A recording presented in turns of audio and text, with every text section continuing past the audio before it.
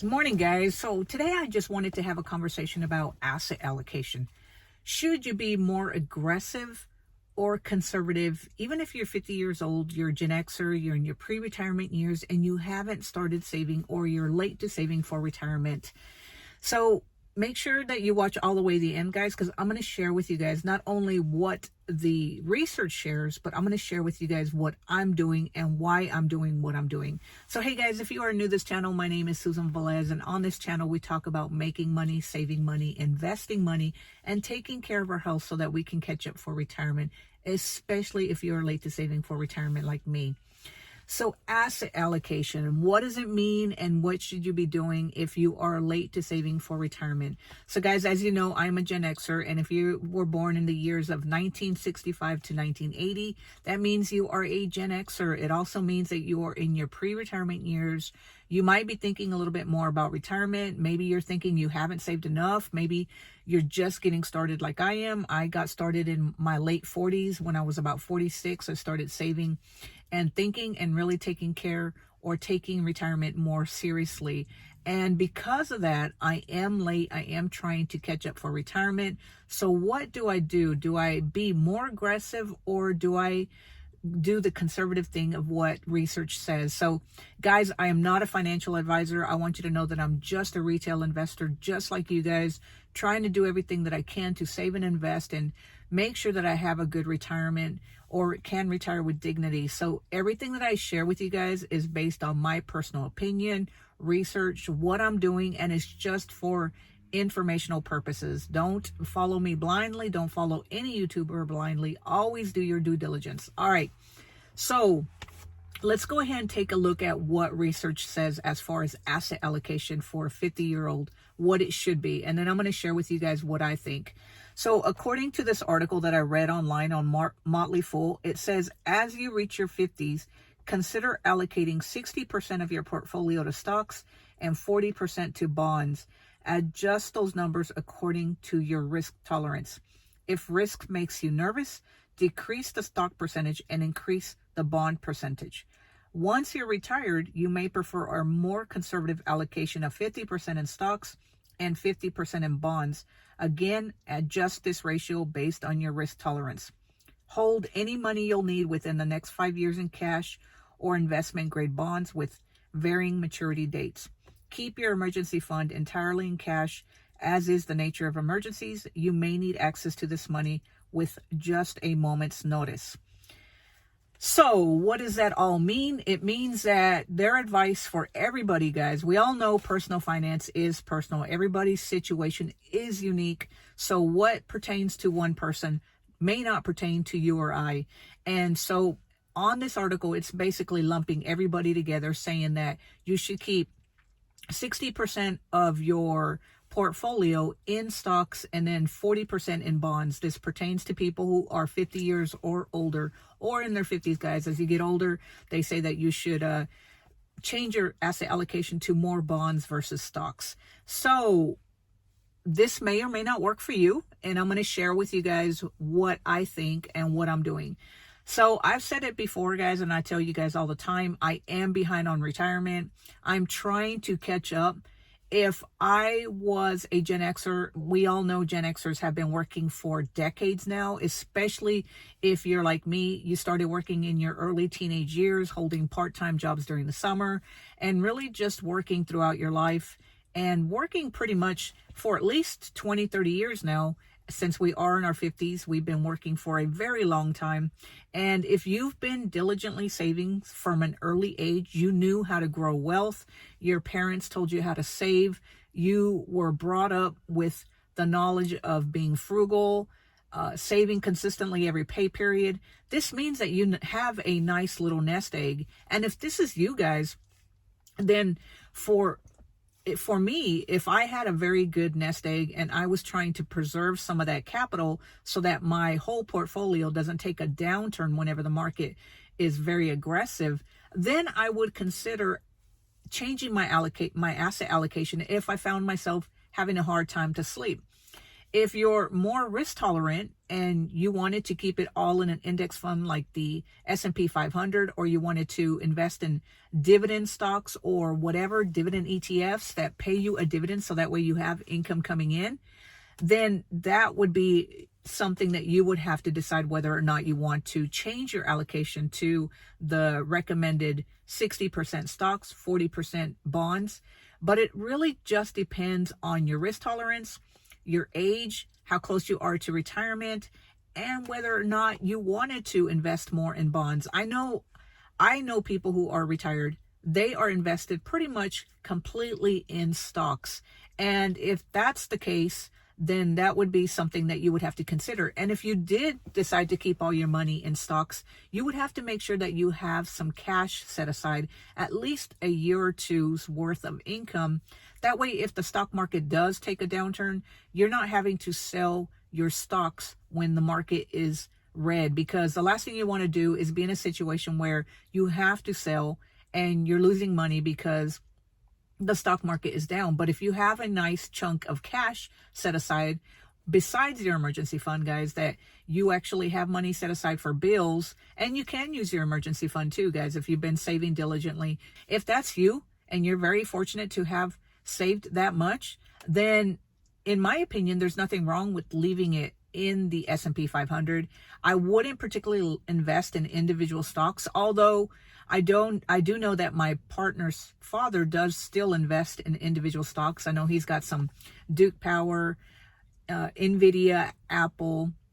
So he still does invest in individual stocks, which in my opinion, as long as you're investing in reputable companies, I guess there's nothing wrong with that. For me personally, I don't know how I would be if I was 80 years old and still investing in individual stocks. But like I said, everybody's risk tolerance is different.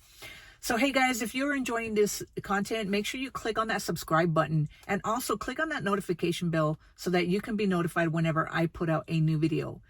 All right, so now let me tell you guys what I'm doing. I want to share with you guys what I'm doing. Remember, this is just my opinion, what I'm doing. It all just depends on how you feel, your risk tolerance. So for me, I know I'm behind on retirement.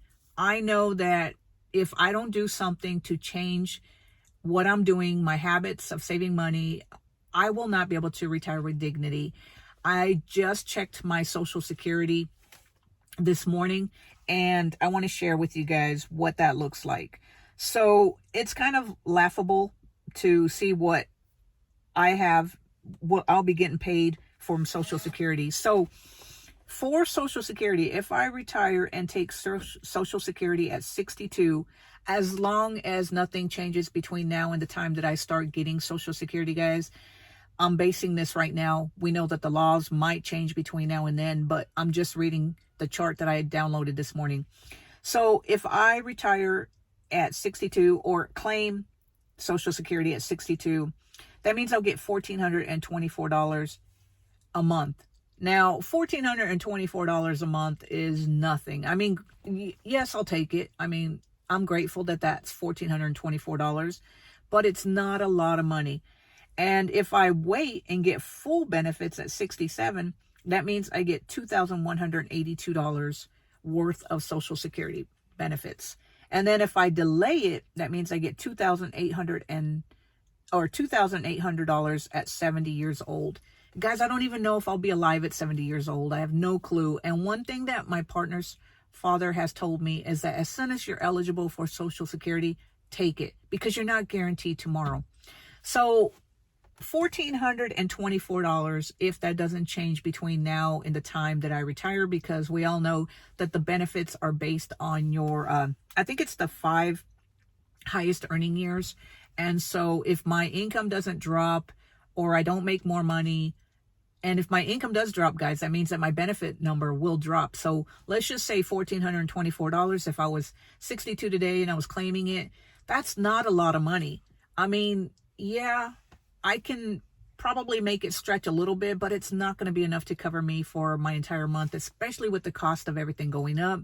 I do live in a rental, so I don't own a home. So that's money that I'm going to have to pay every month. And I don't have a house because, well, for one thing, I used to have a house. It went through bankruptcy and we haven't bought another house. So we chose to live in an apartment because, well, for one, it's cheaper. Although the rents keep going up, our landlord has been grateful to not raise our rent right now, but there's no guarantee that he won't. But right now, we're not paying anything ridiculous on rent. But either way, when I reach retirement, we're still going to have that rent, that monthly rent payment. So every month, we're going to have to pay that monthly rent. So there's one expense. And with $1,400, that's barely going to make the rent, barely going to buy some food. And that doesn't even consider any emergencies or anything like that that's going to be taken care of. So I know that if I don't stay aggressive with my portfolio, nothing is going to change. So that's why I have everything invested right now in 100% stocks. Now, a majority of my income is in ETFs and index funds, meaning that I have a large majority of my money in the S&P 500 and then the VTSAX, which is the total stock market, and then a couple of other ETFs like SCHG. But for the majority, it is all in index funds and ETFs because I know that that's a little bit more diverse than just investing in individual stocks.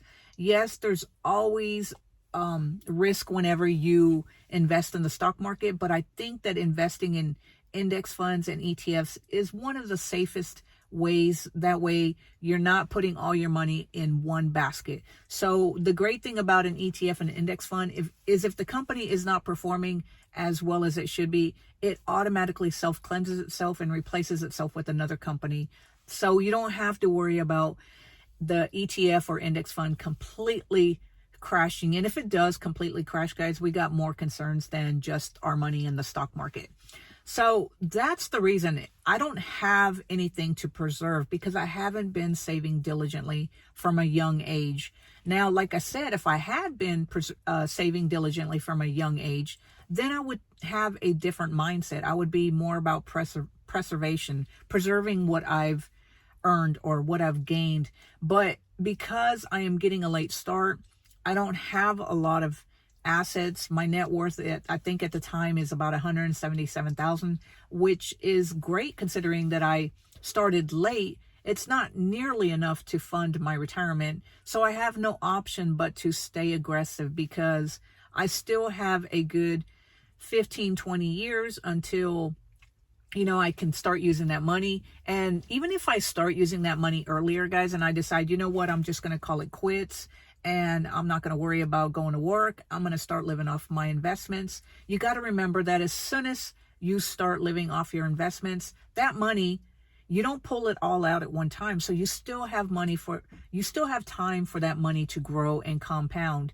And another thing is that if you are 100% in the stock market, you got to remember that when you don't pull it all out, even though your money has more chance of growing because you're not in bonds, you have to remember that whenever the market takes a downturn, you're also very vulnerable because your entire portfolio is in stocks. You're more aggressive. So you have to take that into consideration. You have to decide, do you want more growth? If so, then you have to have your money in stocks, because while bonds will give you a little bit of growth, it's not going to be anywhere near the growth that you'll get from stocks. As a matter of fact, I remember talking to my partner's father, and he was talking about how he retired back in the day with, I think his portfolio was like $250,000. And to this day, because he is invested pretty much into the stock market, he does have a small portion in bonds. He's shown me that because he is invested in stocks, his portfolio now is the same. Actually, it's higher than the amount that it was when he retired, because he is invested in stocks. So you have to remember that the stock market just keeps going up and up and up. So if you are invested in stocks, chances are you're going to have more growth than you would if you have bonds. But there's also more risk, guys. So you have to know what's right for you. For me, at this time in my life, I am invested 100% in stocks because I want the growth. I need the growth. And that's the only way that I'm going to be able to retire. And guys, even when I do retire, another thing that I want you to keep in mind is that I'm also going to, I don't know how long I'm going to be staying at Home Depot at my part-time job, but I plan on holding that part-time job for a while, as long as I don't hate it. Right now, I'm pretty happy with it. It's only 4 days a week. Not bad. I use that extra money that I make at Home Depot to fund my Roth and fund my brokerage account. So right now it works out great for me. I don't know what it's going to look like 5 years down the road, whether or not I'm going to want to go there, but I'm going to have another source of income coming in from my YouTube channel as well too, and my online business. So you have to take a lot into consideration. What is your risk tolerance? How close are you to retirement? Are you getting ready to use that money anytime soon? How much money have you saved from, the time that you started saving and investing, and how much money do you have right now? Do you have a good nest egg? And if so, maybe you need to think about preserving some of that capital that you've earned, because if you've got a really nice chunk of a retirement right now, then it makes sense to change your asset allocation so that you're not 100% in the stock market and you've got a little bit of money on bonds. But either way, guys, I think it's really just comes down to a personal decision, a personal choice. How risk tolerant are you? Are you getting ready to use that money? Do you have a good nest egg right now? And there's just things that you have to think about. So anyway, guys, let me know down in the comments below. What do you think? Do you need to be more aggressive if you haven't started saving for retirement? If you're late behind? If you're trying to catch up? And guys, I know there's other ways to invest, like rentals, real estate, all these other types of investment methods. But for the most part, guys, all I do is the stock market. And so that's what I talk about because that's all I know. So anyway, guys, let me know what you think down below. And if you enjoyed this video, give it a thumbs up. Click on the subscribe button so that you can be notified whenever I put out a new video. And until next time, guys, I will talk to you later. Have a great day. Bye.